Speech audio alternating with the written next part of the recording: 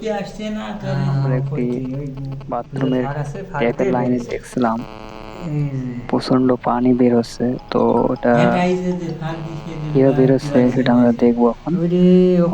ওটা লিক হয়তো বা কোনো জয়েন্ট কানা হওয়ার কারণে।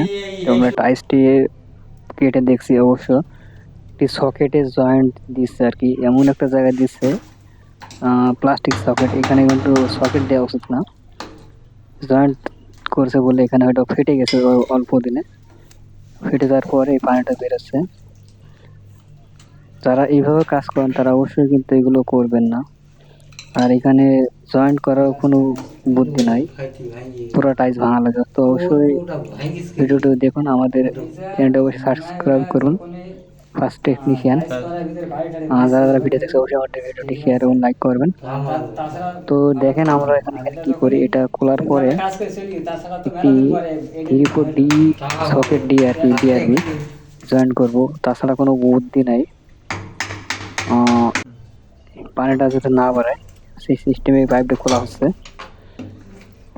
আপনারা যারা এইভাবে কাজ করবেন অবশ্যই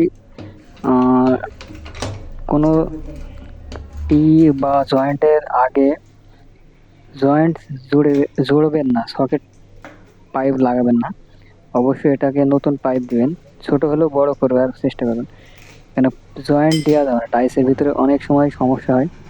তো আমরা একটি সুপার গ্লু অরিজিনাল আঠা দিয়ে এটা কি লাগাবো।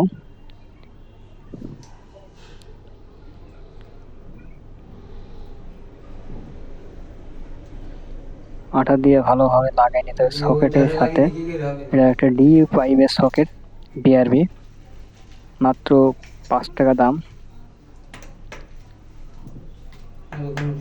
এমন একটা জায়গা লাগানোর কোনো সিস্টেম নেই যে ঢোকানো যাচ্ছে না, এটাকে বাড়ি দিয়ে ঢোকাতে হবে চেনি দিয়ে। ওই মাথা লাগানোর পরে মধ্যে ঢোকাই দিতে হবে। তো যারা এইভাবে কাজ করছেন অবশ্যই এই ভুলগুলো করবেন না। এখন আমরা লাগাবো, মাপ মতো কেটে নেবো।